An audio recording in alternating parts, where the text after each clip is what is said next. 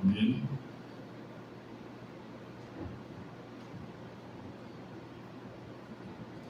Senhor, nós te agradecemos, ó Deus, por tudo que o Senhor tem feito nas nossas vidas, na vida da igreja. Agora, Deus, nós queremos invocar a bênção do Senhor sobre a vida do Guilherme, que ministrará a Tua palavra. Deus, que o Senhor use ele como instrumento do Senhor, que ele não fale dele mesmo, mas que o Espírito Santo do Senhor fale através da vida do Guilherme, e que os nossos corações, ó Deus, possam ser alcançados pela Tua palavra. Assim, Deus, nós oramos em nome de Jesus.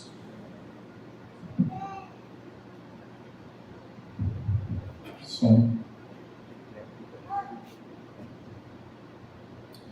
Graça e paz, irmãos. Tudo bem?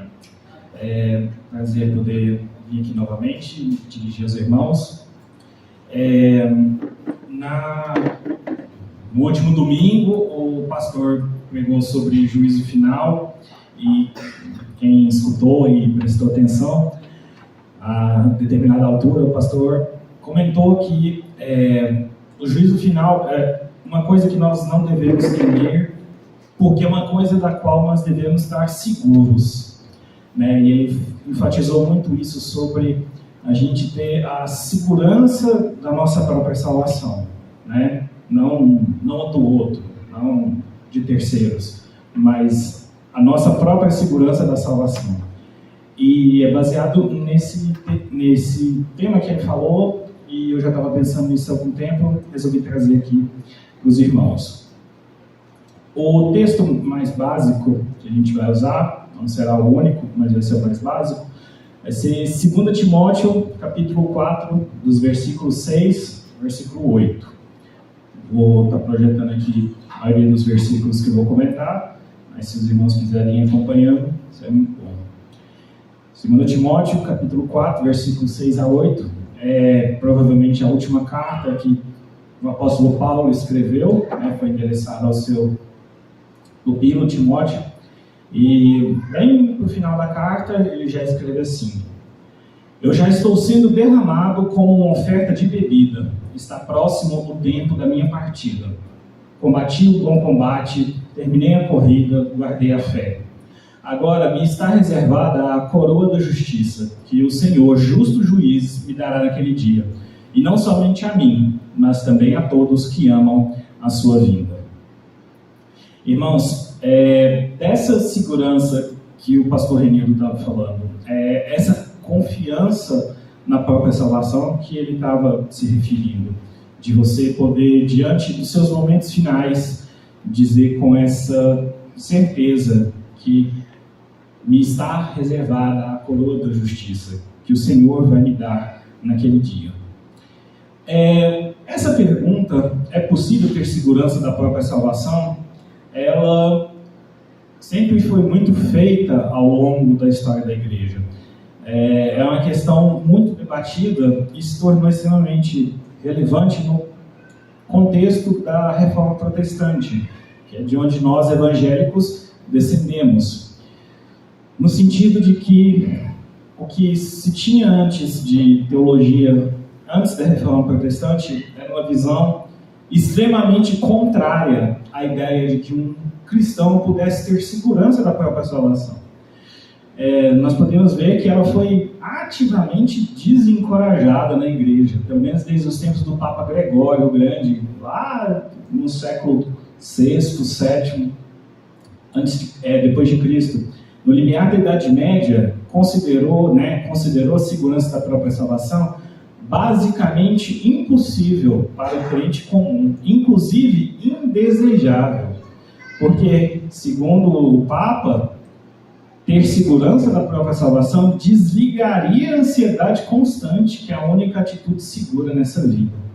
Então vejam que para o Papa não se pode incentivar que um cristão tenha segurança da salvação, porque senão ele vai parar de viver ansioso.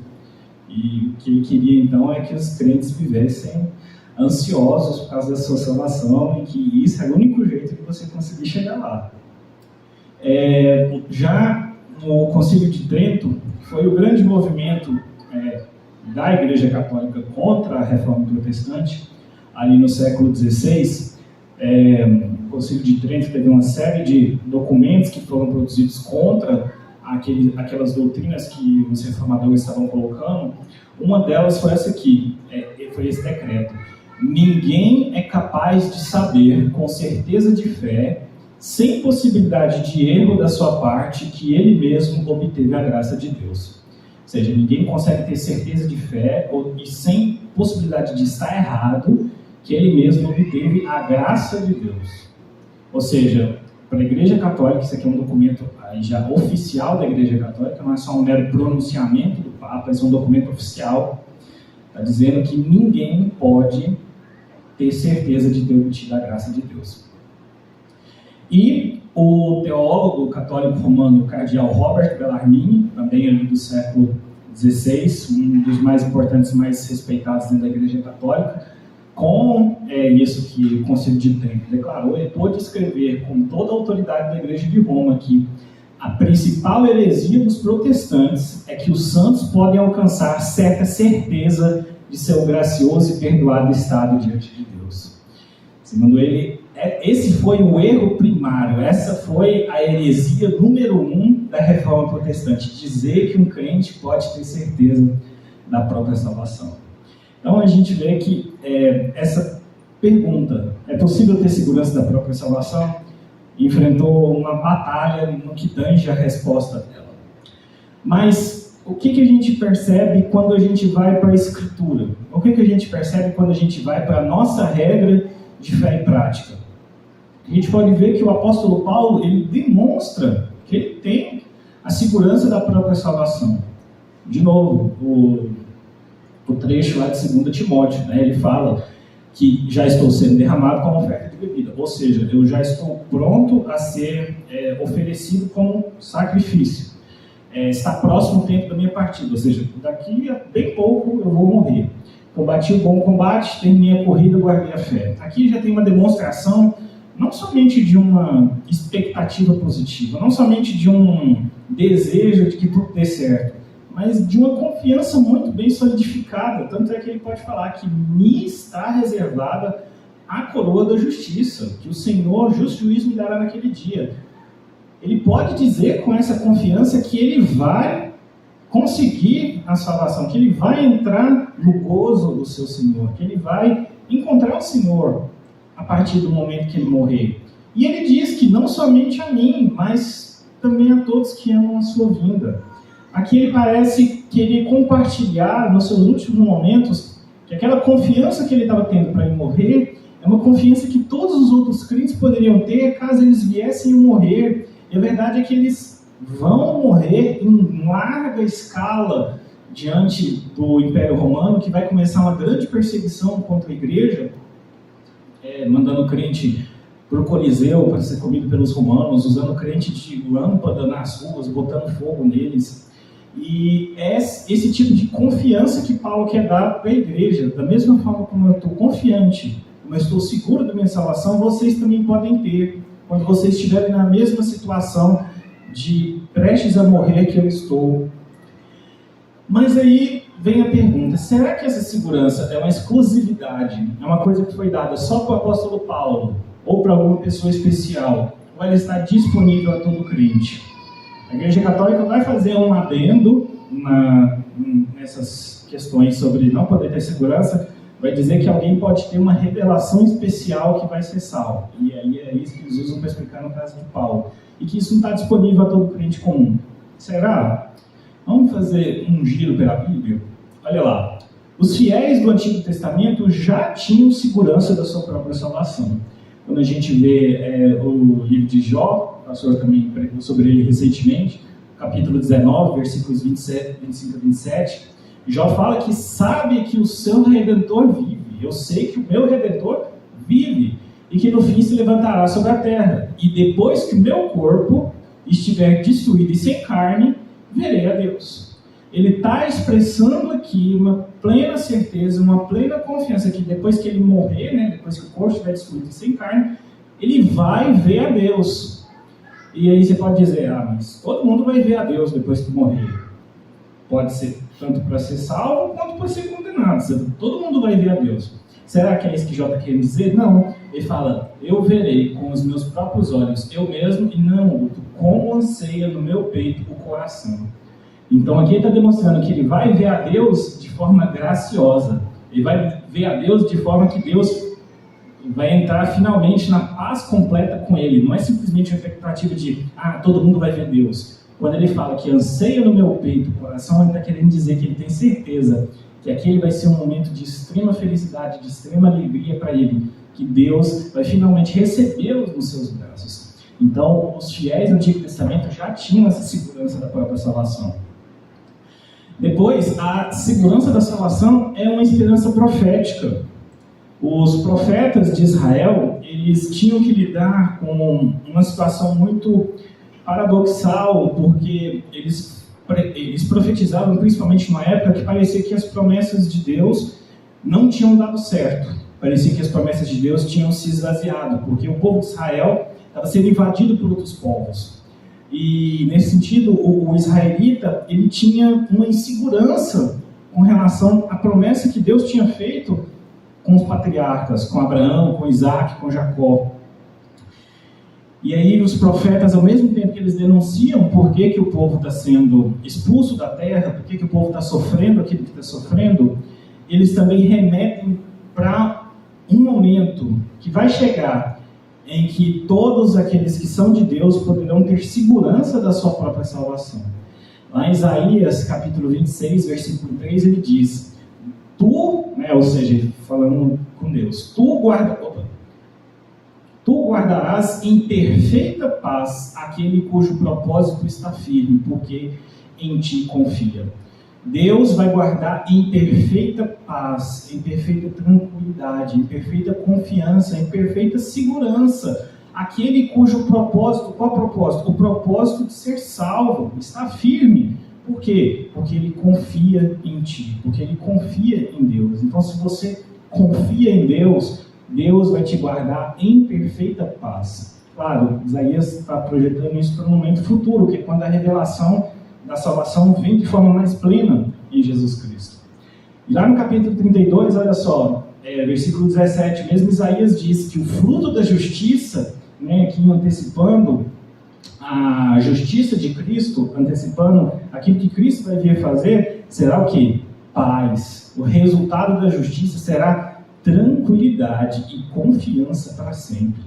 A obra de Cristo vem para dar isso para quem confia nele.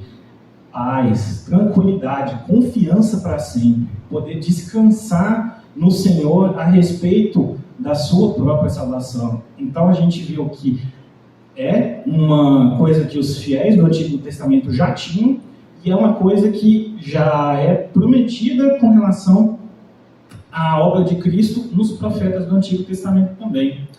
Mas e o próprio Jesus? O próprio Jesus falava da salvação em termos de garantia. Quando Jesus falava da salvação, ele falava em termos de garantia. Em Lucas capítulo 23, versículos 42 e 43, que é a famosa conversa entre Jesus e o ladrão na cruz que se arrepende, Jesus, conversando com ele, então ele, o ladrão na cruz, disse, Jesus, lembra-te de mim quando entrares no teu reino. E Jesus lhe respondeu, eu lhe garanto, hoje você estará comigo no paraíso. Eu lhe garanto. Jesus não falava, olha, pode ser que você chegue hoje lá no céu. Olha, pode ser que... Não, Jesus vira para aquele homem que provavelmente passou uma vida inteira totalmente dissoluta e fala, eu lhe garanto, hoje mesmo estarás comigo no paraíso. E o fato de Lucas ter registrado isso no evangelho dele não é à toa. A gente tem que entender que Jesus viveu muita coisa durante o ministério dele aqui na Terra. Ele fez muita coisa, mas aquilo que está registrado nos evangelhos é porque aquilo é especial, porque aquilo é relevante. Então, Lucas não teria colocado aqui se não fosse relevante para a gente. Então, se Jesus pode garantir a entrada no paraíso para o ladrão, é porque ele pode garantir a entrada no paraíso para mim e para você, que cremos nele também. E ele fala em termos dessa segurança. Novamente, lá em João, capítulo 5, versículo 24, Jesus, dirigindo aos seus discípulos, ele diz, eu lhes asseguro, lhe garanto, quem ouve a minha palavra e crê naquele que me enviou, tem a vida eterna e não será condenado. Até aqui, né, está no presente, né? Está parecendo que a obra de Cristo é no presente, a obra de Cristo também é no futuro, né? Não será condenado, mas olha só, ele vem e fala, já passou da morte para a vida. Quem ouve minha palavra e crê naquele que me enviou tem a vida eterna e não será condenado, mas já passou da morte para a vida. Ele joga para o futuro, para o passado a questão da salvação, e isso é uma questão de segurança. Porque a obra de Cristo é uma obra tão consumada que aquele que está nele já passou da morte para a vida. Aquele que está nele não tem como mais voltar atrás na salvação dele, porque ele já passou da morte para a vida. Isso por quê? Por obras? Por aquilo que você faz? Porque você vai na igreja? Não. Quem ouve a minha palavra e crê naquele que me enviou. Quem tem fé em Cristo Jesus pode ter a segurança de já ter passado da morte para a vida. Então a gente vê os fiéis do Antigo Testamento, vê os profetas do Antigo Testamento, viu palavras do próprio Jesus, e nas cartas, e nos ensinos apostólicos depois de Jesus. A gente vê que o ensino apostólico estimula a segurança da salvação, estimula que os crentes estejam seguros na sua própria salvação. Hebreus capítulo 10, versículos 19 a 23, a gente sabe que alguém escrevendo a partir de uma autoridade apostólica, a gente não sabe quem, mas a gente sabe que tem autoridade apostólica na carta, senão ela não estaria na nossa Bíblia. Diz assim, portanto, irmãos, temos plena confiança. Não temos 85% de certeza, não temos uma expectativa muito forte, nós temos plena confiança para entrar no Santo dos Santos pelo sangue de Jesus. Irmãos, entrar no Santo dos Santos, para quem está um pouco familiarizado com o Antigo Testamento, é o local lá do templo e do tabernáculo que só podia entrar o sumo sacerdote uma vez por ano, depois de ter se lavado, se purificado, um monte de coisa. É aí que podia entrar no Santo dos Santos. Agora está falando que nós podemos entrar no Santo dos Santos com plena confiança pelo sangue de Jesus.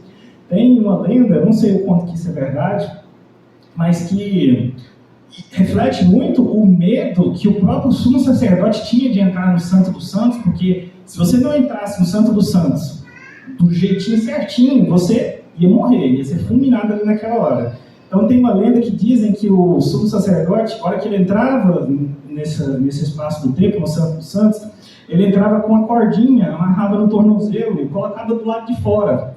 E aí ficava lá esperando. Se o sumo sacerdote não voltasse dentro do tempo esperado, as pessoas tinham que puxar ele de lá, porque provavelmente ele entrou do jeito errado dentro do Santo dos Santos e ele morreu lá dentro. E como não teria como alguém entrar lá para pegar o corpo dele, tinha que puxar a cordinha de volta, porque ele entrou do jeito errado. Pensa, os próprios sumos sacerdotes do Antigo Testamento entravam com medo no Santo dos Santos. E o autor de Hebreus está falando que nós temos plena confiança por entrar no Santo dos Santos. É por nossa causa? É porque a gente é santo igual eles? É porque a gente é muito bom? Não, é porque é pelo sangue de Jesus. Pelo sangue de Jesus. É a única coisa que nos salva. Por um novo e vivo caminho que ele nos abriu por meio do véu, isso é, por seu corpo. Temos, pois, um grande sacerdote sobre a casa de Deus. Sendo assim, aproximemo-nos de Deus com o coração sincero e com plena convicção da fé. Plena convicção da fé. É assim que a gente tem que se aproximar de Deus. Alguns reformadores na época, eles não só chegaram a afirmar a segurança da salvação, como, baseado em textos como esse, eles chegaram a falar que quem não tinha segurança da própria salvação estava meio que vivendo em pecado mesmo. Que o jeito de você se aproximar de Deus é convicção da sua fé. Porque senão você estaria ofendendo a obra dele. Claro, só questão mais extrema, a gente vai ver um pouco sobre isso depois. Mas fala para nos aproximar de Deus com plena convicção da fé. Ter os corações aspergidos para nos purificar de uma consciência culpada. E termos nossos corpos lavados com água pura. Tudo isso remetendo ao sangue de Cristo. Isso que asperge o coração, isso que lava o corpo. Apeguemos-nos com firmeza à esperança que professamos, pois aquele que prometeu é fiel. A gente se apega na esperança com firmeza, com certeza, com confiança, por quê? Porque aquele que prometeu é fiel. Aquele que disse que a gente ia ser salvo é fiel para nos guardar até o último dia. Então, O ensino apostólico estimula a segurança da salvação. Por fim, 1 João capítulo 5, versículo 13. Finalzinho ali da primeira carta de João, ele escreve assim: escrevi-lhes essas coisas, que é praticamente todo o livro, a vocês que creem no nome do Filho de Deus, para que vocês saibam que têm a vida eterna. Escrevi essas coisas, vocês que creem no nome do Filho de Deus, para que vocês saibam que têm a vida eterna. É para vocês saberem, é para vocês terem a confiança, é para vocês terem a segurança da sua salvação. Foi por isso que eu escrevi essa carta. Essa carta é muito boa para quem enfrenta dúvidas em relação à salvação. É nessa carta, por exemplo, que está escrito um versículo que é famoso, que a gente lembra, que irmãos, não pequeis, mas se pecarem, saibam que nós temos um advogado junto ao Pai, Cristo Jesus. Né? Justamente advertindo, porque às vezes, quando nós cometemos pecado, nós ficamos um pouco duvidosos da nossa própria salvação. E João escreve essa carta justamente para que nós, mesmo nessas dificuldades que nós ainda temos em relação ao pecado, possamos saber que nós temos a vida eterna. Então, irmãos, o testemunho bíblico é muito claro. Desde o Antigo Testamento, passando pelos profetas, podia ter colocado salmos aqui que expressam toda a confiança que o salmista tem em Deus, passando por Jesus, passando pelo ensino apostólico, todos afirmam com clareza que o crente pode ter a segurança da salvação. Mas eu sei que essa é uma questão que ainda gera uma certa polêmica, mesmo dentro de igrejas evangélicas, mesmo dentro de igrejas que romperam a igreja católica justamente por essa questão da segurança da salvação. E eu queria colocar então, por que alguns acham que não se pode ter segurança da salvação? Porque mesmo diante desses textos, alguns continuam achando que não se pode ter. Vamos examinar alguns desses motivos. Primeiro, porque alguns acham que não se pode ter segurança da salvação? Porque acham que a salvação depende da sua performance enquanto crentes. Então, aqui nós temos que são pessoas que acreditam que eu não posso estar seguro, porque, na verdade, a salvação, no fim das contas, depende do que eu fizer. Tudo bem, Cristo foi lá, fez o que tinha de fazer, mas agora, para eu ser salvo mesmo, depende de mim. Deus está lá me olhando, está lá batendo o pezinho assim, falando, vamos lá, vamos ver o que você faz agora. Né? Ou seja, no fundo, a salvação não depende de Jesus Cristo. No fundo, a salvação depende de mim, depende das minhas obras, depende daquilo que eu faço. E isso é totalmente tirar, irmãos, da obra de Cristo a sua completude. É tirar do sangue de Cristo o seu poder para perdoar pecados. É tirar de Jesus Cristo a sua intenção de guardar um povo para si, de enviar o Espírito Santo sobre o seu povo, para poder guardá-lo até o último dia. E aqui eu coloquei algumas citações de alguns teólogos muito importantes ao longo da Reforma que enfatizam esses pontos. Por exemplo, esse aqui é até recente, o Sinclair Ferguson, nesse livro Do Céu Veio Buscá-la, ele diz assim: muitos jovens e velhos ministros podem ter empatia pelos desafios pastorais da falta de jubilosa certeza da salvação entre o seu povo. Homens e mulheres que sentem não ser suficientemente bons para Deus. Na verdade, a propensão natural dos homens e mulheres caídos é ter o coração legalista e, portanto, ver o caminho da salvação em termos de seus esforços em cumprir as demandas da lei e alcançar a dignidade celestial em suas vidas. Quem poderia sentir-se suficientemente bom baseado nisso? É verdade, irmãos. Uma vez que você acha que a sua salvação depende da lei, e você acha que você precisa ser suficientemente bom para Deus, você nunca vai se achar suficientemente bom, porque você vai sempre ter uma vida que o pecado ainda está presente ali de alguma forma. Então, não é o seu cumprimento da lei que te salva, é o cumprimento de Cristo da lei que te salva. É você confiar que Ele cumpriu a lei que você nunca foi capaz de cumprir no seu lugar, que levou sobre si os seus pecados e a justiça que estava nele, a justiça de uma vida inteira sem pecado, foi transferida para você. É a grande troca que a gente fala. Então, Cristo sim cumpriu as demandas da lei e por isso é que Ele pode nos salvar. Nós não podemos cumprir a lei. né? Todo o argumento de Paulo, lá nos primeiros capítulos de Romanos, se você vai ler, é dizendo que o ser humano não consegue cumprir a lei. Então nós não podemos ser salvos pelo cumprimento da lei. Nós só podemos ser salvos pelo cumprimento da lei de Cristo. Então, alguns acham que a salvação depende da sua performance enquanto crentes e por isso não tem segurança da salvação. Enquanto continuar achando isso, enquanto continuar achando que a gente ainda vive sob a lei e não sob o Evangelho, realmente não vai ter segurança. Mas não é isso que a Bíblia nos mostra. Segundo, por que alguns acham que não se pode ter segurança da salvação? Porque enfrentam momentos de dúvidas e incertezas.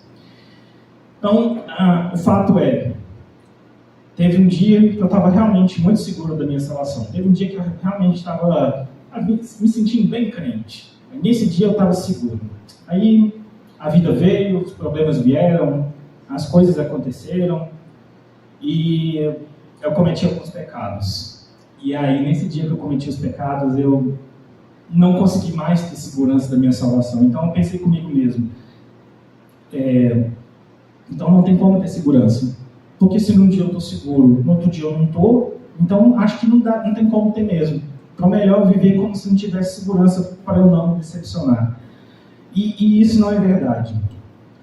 A questão de nós termos ou não uma segurança subjetiva da salvação naquele momento, de nós não sentirmos naquele momento a segurança da nossa salvação, não anula a nossa segurança da salvação objetiva.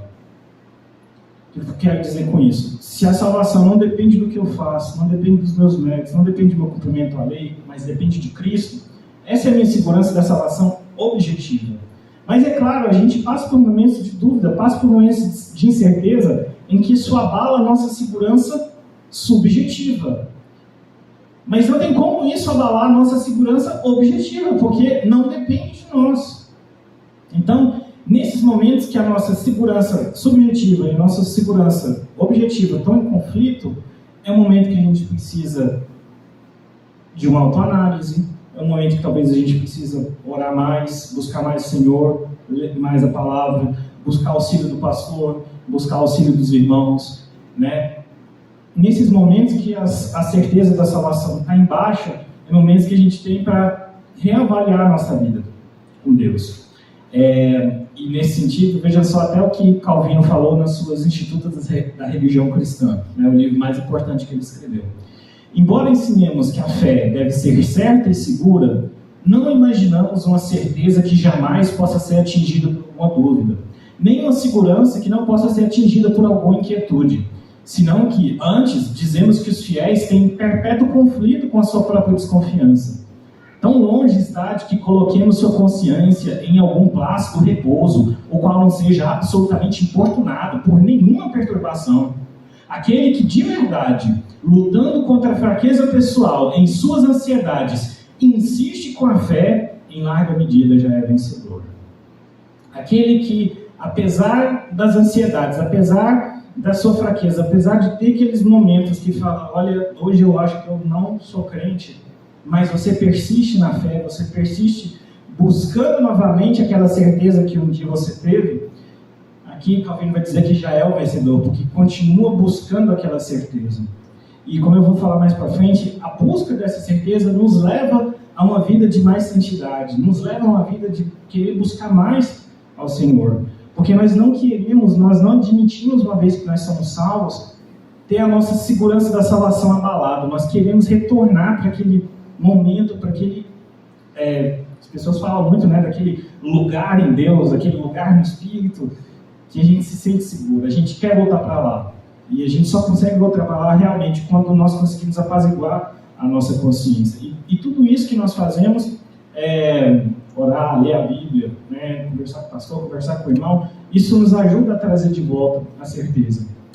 Em terceiro lugar, por que alguns acham que não se pode ter segurança da salvação? Porque temem a presunção e a falsa confiança que o sentimento de segurança pode trazer. Alguns irmãos têm a consciência muito, como posso dizer, muito firme no sentido assim, eles não querem se enganar. Então eles pensam assim, olha, eu até acho que a segurança da salvação é possível. Eu até acho que é possível eu ficar confiante. Mas sabe o que é? Eu tenho medo de ficar confiante e derrapar. Eu tenho medo de me sentir confiante na minha própria salvação e isso eu fazer esquecer Deus, porque afinal já está tudo garantido mesmo. Então, eu não vou ter segurança na minha salvação. É melhor eu viver do jeito que o Papa Gregório falou. É melhor eu viver em constante ansiedade só para garantir que eu não vou cair. E isso leva a uma vida muito difícil, muito dura, porque você não está se permitindo ter consolo, você não está se permitindo ter paz, tranquilidade, que a Bíblia te promete. Porque você tem medo de cair na presunção. Mas, irmãos, presunção e persuasão são duas coisas completamente distintas. O irmão que tem essa fraqueza de pensar assim, é melhor eu não me sentir seguro para eu não cair, eu acho que está se prejudicando de forma desnecessária, porque a persuasão não pode ser confundida com a presunção. Olha essa citação de Thomas Adams, aqui nesse livro que eu trouxe, o Santidade, depois eu vou mostrar no final. A presunção é aliada da vida dissoluta. A presunção é característica daquela pessoa que desistiu, aquela pessoa que não está nem aí, que vive dissolutamente, que vive da forma que quiser. Mas a persuasão é aliada da consciência sensível. É aliada dessa consciência que está a todo momento disposta a ser questionada. Aquela, ou seja, a presunção, ousa pecar por sentir-se segura. Então a pessoa presunçosa é aquela que eu estou seguro mesmo, então eu vou fazer o que eu quiser, não importa se eu pecar ou não. Essa é a pessoa presunçosa. Mas e a pessoa persuadida, né? A persuasão, ela não ousa pecar por temer perder o seu senso de segurança. A pessoa que está persuadida do seu senso de confiança na salvação, ela não ousa pecar de qualquer forma, porque ela tem medo de perder essa segurança que ela já tem. A persuasão não vive pecando, visto que a salvação custou tanto ao Salvador. Quem está persuadido de que é salvo, entende que para que ele estivesse salvo naquele momento, não foi tranquilo, não foi qualquer coisa, não foi barato, custou a vida do Filho de Deus. Esse foi o preço da sua própria segurança. E quando você entende que a sua salvação precisou da vida do Filho de Deus para se efetuar, não tem como você querer sair pecando por causa disso, porque você entende o quanto custou a sua salvação. Já a presunção peca sob a alegação de que a graça se torna mais abundante. Tem um poema muito legal que eu escutei quando eu ainda leio de vez em quando esse poema para me lembrar como que é a visão de uma pessoa presunçosa. É um poema do Gregório de Matos, ele é do Barroco brasileiro, né? Viveu na época do Brasil colonial, e ele tem um poema muito interessante, que, se não me engano, chama Ao Cristo no Madeiro, alguma coisa assim. E nesse poema ele fala que, eu não vou conseguir repetir o poema aqui, mas ele fala assim que, Senhor, o Senhor quer salvar todo mundo, não quer? Ele conversando com Deus, o Senhor quer salvar todo mundo, não quer? Então, eu sou uma ovelha desgarrada. Então, Senhor, o Senhor vai ter que me salvar. Porque o Senhor não quer que ninguém se perca, não é? Então o Senhor vai vir me salvar. Porque quanto mais eu peco, quanto mais eu caio na lama, quanto mais para baixo eu vou, mais a sua graça parece maior, mais a sua graça parece abundante, mais extraordinário vai ser o Senhor me salvar daquele poço de lixo que eu estava. Então, Senhor, não queira perder a sua graça em mim. Porque se o Senhor não me salvar, quer dizer que o Senhor não deu conta. É meio que o cara argumentando mesmo com Deus, falou, você tem que me salvar mesmo. Isso é uma pessoa presunçosa. Porque a alegação de que a graça se torna mais abundante. A alegação que é melhor para Deus salvar um pecador mais ferrado do que uma pessoa mais santinha. Né? A humildade é o caminho para o céu. E aqui vem uma citação muito boa. Eu nem coloquei, mas é muito bom aqui. Aqueles que orgulhosamente se sentem seguros de que estão indo para o céu, não chegarão lá. Não chega orgulhoso no céu. Chega humilde. Humilde, confiante. Mas orgulhoso, presunçoso, não chega não. Do mesmo modo como aqueles que temem ir para o inferno. Então, aqueles que temem ir para o inferno, não vão chegar lá. Se você tem medo de ir para o inferno e você busca Deus, esse é o sinal que você é salvo. Porque quem não liga para Deus, quem não liga para Jesus, não está ligando se vai ser salvo ou não. Para ele tanto faz, ele às vezes nem acredita nisso. Então, se você tem uma consciência que tem medo de ir para o inferno, dá graças a Deus agora mesmo, porque isso é sinal que você está no caminho certo. Que se você não tivesse medo de ir para o inferno, meu amigo, você não estava aqui. Definitivamente você não estava aqui. Então tá, então essas são as razões pelas quais algumas pessoas não acreditam na segurança da salvação. Agora, foi um pouco negativo essa parte, colocando as coisas em termos mais positivos. Por que os crentes devem buscar a segurança da salvação? Então eu disse não só que é possível, mas agora eu quero dizer que a gente deve buscar, que a gente deve ir atrás, que isso deve ser uma coisa que a gente deve almejar. Por quê? Primeiro, porque testifica da completude da obra de Cristo. Quando a gente busca a segurança da salvação, de forma sincera, a gente mostra que a salvação não depende da gente, que a salvação não depende daquilo que eu faço, das minhas obras, dos meus méritos, mas depende única e exclusivamente de Cristo. Isso glorifica Cristo, na medida que a gente demonstra, Senhor, o seu sacrifício foi completo, o seu sacrifício foi final, aquilo que o Senhor fez por mim era tudo o que precisava ser feito. Agora eu só descanso no Senhor, eu não mais fico ansioso por essas coisas, mas agora eu descanso no Senhor. Lá em João, capítulo 17, versículo 26, Jesus está orando ao Pai, a gente fala de oração sumo sacerdotal de Jesus, e Jesus ora assim: eu os fiz conhecer o teu nome, no meu ministério. Jesus estava prestes a morrer, e continuarei a fazê-lo. Jesus veio, fez a obra dele, mas ele não parou, ele vai continuar a fazê-lo, a fim de que o amor que tens por mim esteja neles, e eu neles esteja. Jesus está dizendo que do começo ao fim, a obra da salvação é uma obra dele, uma obra que ele conquistou para nós. Isso é muito importante porque de muitas doutrinas que a gente tem a respeito de Cristo, uma que a gente frequentemente se esquece é da doutrina da intercessão de Cristo. A gente acredita que Jesus encarnou, teve seu ministério terreno, morreu, depois de 3 dias ressuscitou, ascendeu aos céus e a maioria das pessoas fala, vai voltar. E aí tem uma lacuna, porque ele ascendeu aos céus e vai voltar. Mas nesse meio tempo, o que ele está fazendo? Sumiu? Está onde? E a gente sabe, pelas Escrituras, que Jesus está à direita de Deus intercedendo por nós. Ele está à direita de Deus neste exato momento com o seu corpo físico orando em nosso favor. A obra deles continua.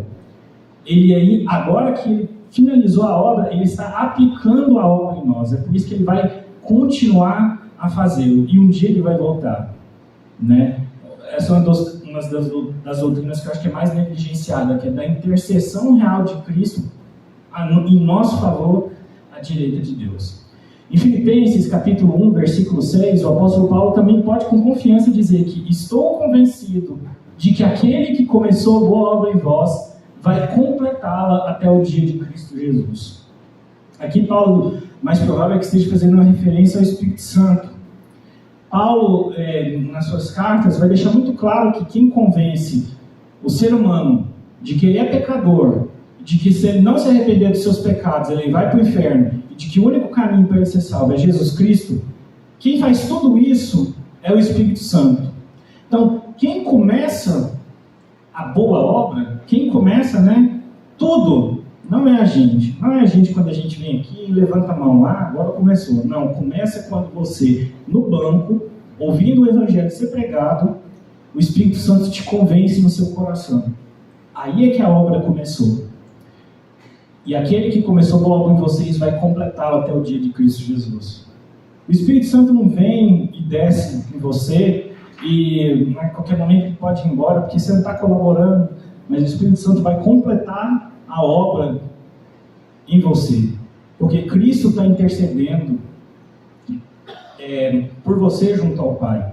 E o Espírito Santo é o Espírito de Cristo, é o Espírito que vem da parte de Cristo para aplicar os efeitos da obra salvadora de Cristo nos nossos corações. Então, quando nós buscamos a segurança da salvação, irmãos, nós testificamos que a obra de Cristo, ela é uma obra completa, ela é uma obra que não deixou lacunas, é uma obra que não deixou ponta solta. Sabe aqueles filmes que constrói um monte de coisa, você fica muito empolgado para saber como é que vai terminar, e aí fica um monte de ponta solta no filme, e o diretor só vai falar: agora é com vocês, imagine como é que é o final. Isso é muito ruim, isso significa que a pessoa não deu conta de terminar o filme. Jesus não, Jesus terminou o filme.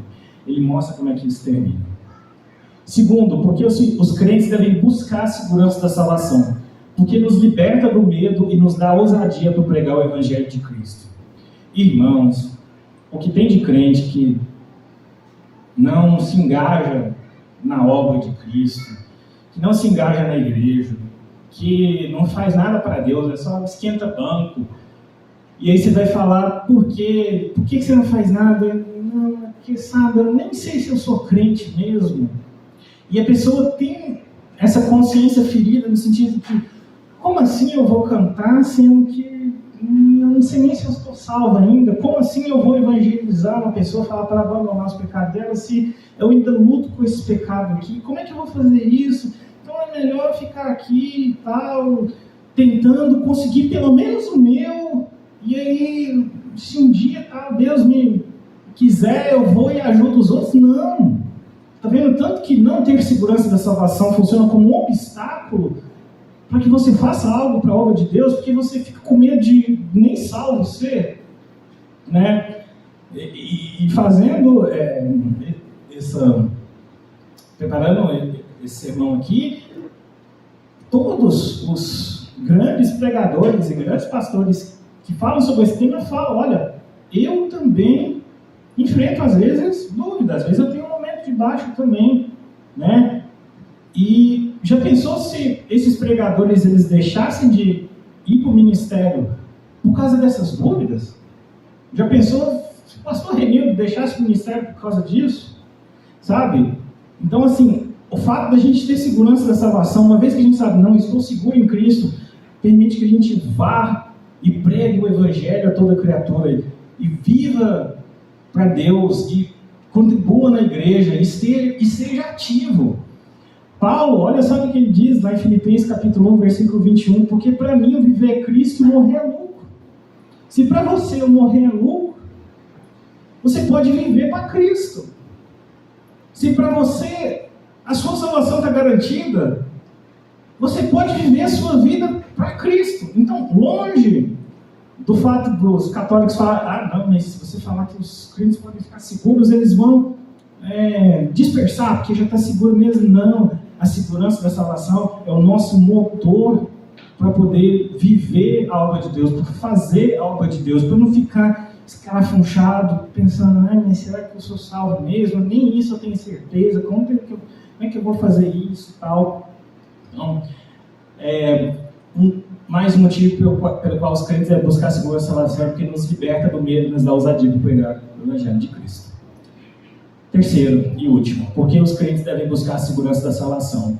Porque estimula a verdadeira vida santa, aquela vivida em gratidão a Cristo e não em tentativa de autojustificação.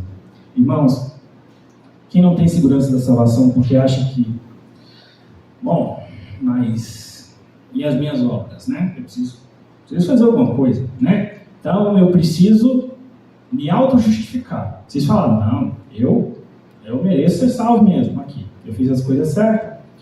E aí tem uma ilustração muito boa que eu gosto de usar, que é assim: imagina lá no juízo final, né? Igual o pastor pregou da última vez, está no juízo final, e aí Deus pergunta para o irmão, né? Pergunta para a pessoa que chegou lá diante dele: então, porque eu vi aqui que você foi para a igreja todo domingo, né? Foi para a igreja todo domingo. Eu vi aqui que você deu seu dízimo, né? Não dei meu dízimo. Vi aqui que você ficou longe dos prazeres desse mundo, né? Das drogas, bebida, prostituição. Não, eu fiz tudo isso mesmo. Por que você fez tudo isso? Aí tem duas respostas. Um vira e fala: não, que o Senhor mandou, né? Se eu não obedecesse, né, eu ia inferno, né? Então assim, eu ir para a igreja, não queria não, mas mandou ir, né? Eu fui lá, dar o dízimo, não queria dar não, mas falou que era para dar, eu dei, né? E fazer essas coisas, deixar de fazer essas coisas, eu até queria fazer essas coisas, na verdade tinha muita vontade de fazer essas coisas, mas era isso no inferno, então, bom, quis fazer isso, né, Deus? Agora abre aí e deixa eu entrar. Essa é a resposta. Essa é a resposta de quem provavelmente estava ansioso, né, na vida. Nossa, Deus é um cara muito bravo.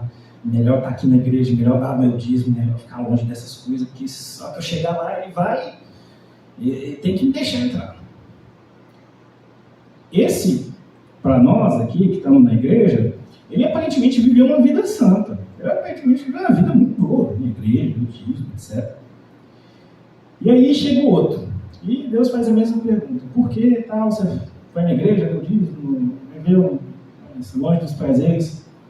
Oh Deus, porque o Senhor me salvou e eu queria fazer isso para a sua glória. Eu gosto de me alimentar do Senhor e eu amo a tua palavra. Eu gostava de estar com os meus irmãos e os prazeres desse mundo não me davam prazer nenhum. O que dava prazer mesmo era no Senhor, era viver uma vida para o Senhor, porque eu tinha certeza que o Senhor me amava, porque eu tinha certeza que o Senhor me salvou naquela cruz, e é por isso que eu fazia aquilo, porque eu tinha prazer. E eu acho que na verdade eu fiz foi muito pouco, porque eu queria ter feito mais, mas agora eu estou feliz que eu estou aqui.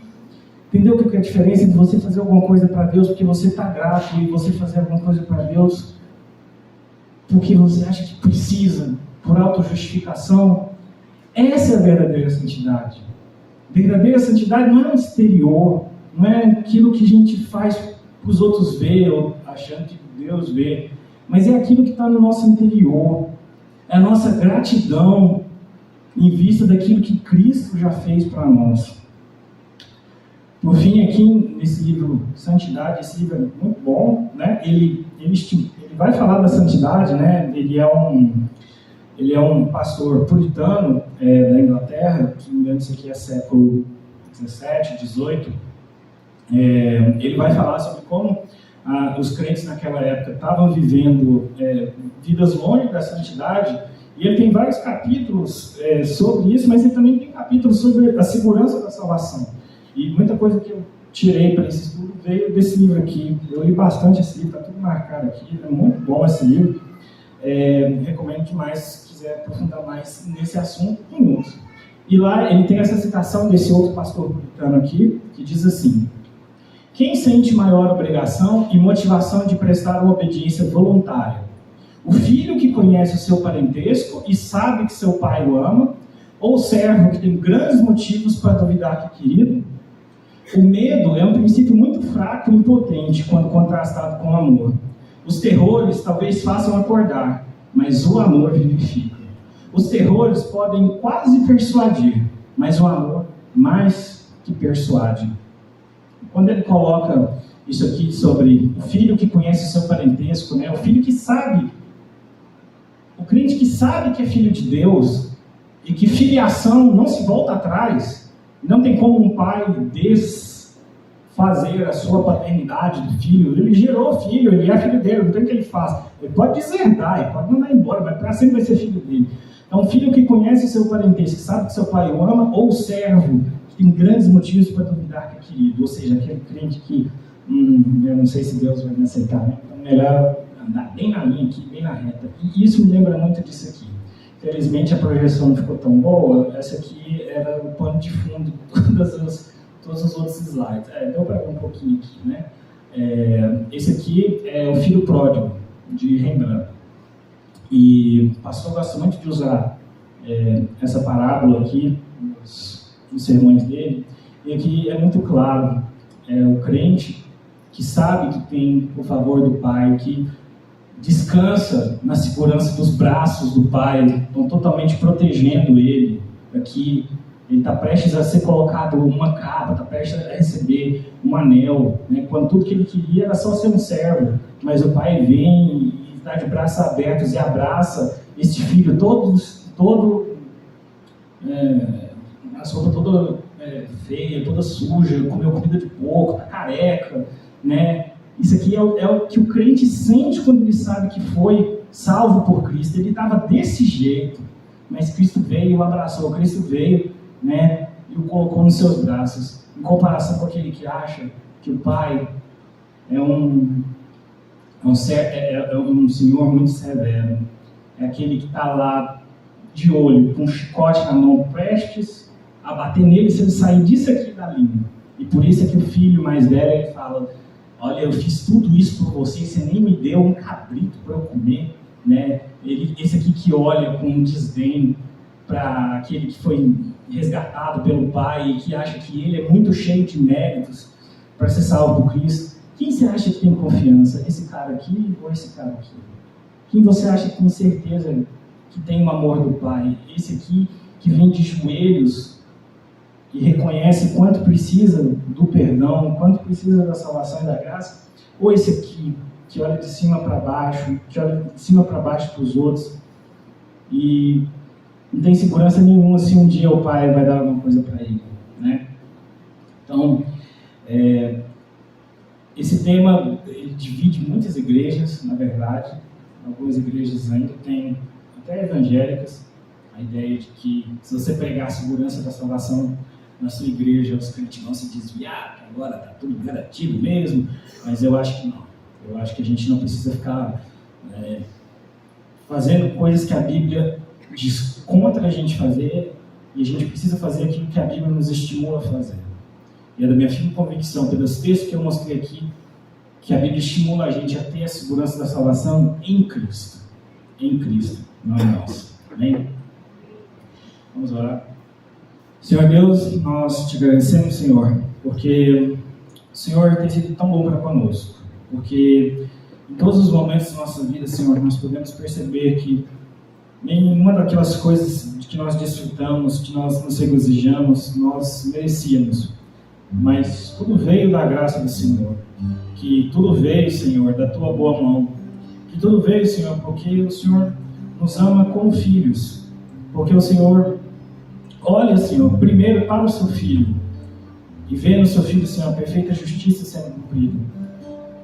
E nós estávamos no Teu Filho. Nós reconhecemos que nós morremos junto com Jesus. E que por isso nós temos a plena certeza e a plena convicção de que também seremos ressuscitados junto com Ele. Nós te agradecemos porque enquanto nós éramos um vale de ossos secos, nós éramos simplesmente mortos em nossos delitos e pecados. Nós fomos vivificados por Cristo Jesus. Nós fomos dados um novo coração. Aquele nosso coração de pedra foi substituído por um coração de carne. E a nova aliança, Senhor, foi escrita no nosso coração. O nosso coração foi circuncidado. Que os méritos de Cristo são as únicas coisas nas quais nós agora nos gloriamos. Nós nos gloriamos nas nossas fraquezas porque Cristo está presente em cada uma delas. Nós possamos tomar posse de verdade dessa confiança, Senhor, para que nós sejamos ousados na nossa vida de evangelização, na nossa vida na igreja, na vida, Senhor, de santidade. Nós buscamos, Senhor, buscar uma santidade que seja por amor e por gratidão a tudo aquilo que o Senhor fez. E não uma vida que busca se auto-justificar, que busca só fazer aquilo que precisa ser feito, porque senão o Senhor vai nos castigar. Nós queremos ter, Senhor, essa certeza da salvação. Que aqueles irmãos que agora estão aqui, Senhor, que estão com a consciência ferida, que estão com a consciência machucada, que nesse momento eles possam se lembrar da obra perfeita de Cristo na cruz do Calvário. E que eles possam, Senhor, experimentar a certeza da segurança naquilo que Cristo Jesus nos prometeu. Que esse momento agora da ceia, Senhor, possa ser um momento para nós nos lembrarmos de que nós recebemos a Cristo, que nós estamos junto com Ele através do Espírito Santo. Que da mesma forma como nós vamos comer o pão e tomarmos o cálice, assim nós tomamos certeza da segurança da nossa salvação. Que esse momento de administração da ceia, Senhor, seja um momento que todos possam ser lembrados disso, possam glorificar cada vez mais o Senhor. Assim que nós te oramos, nós te agradecemos em nome de Jesus. Amém.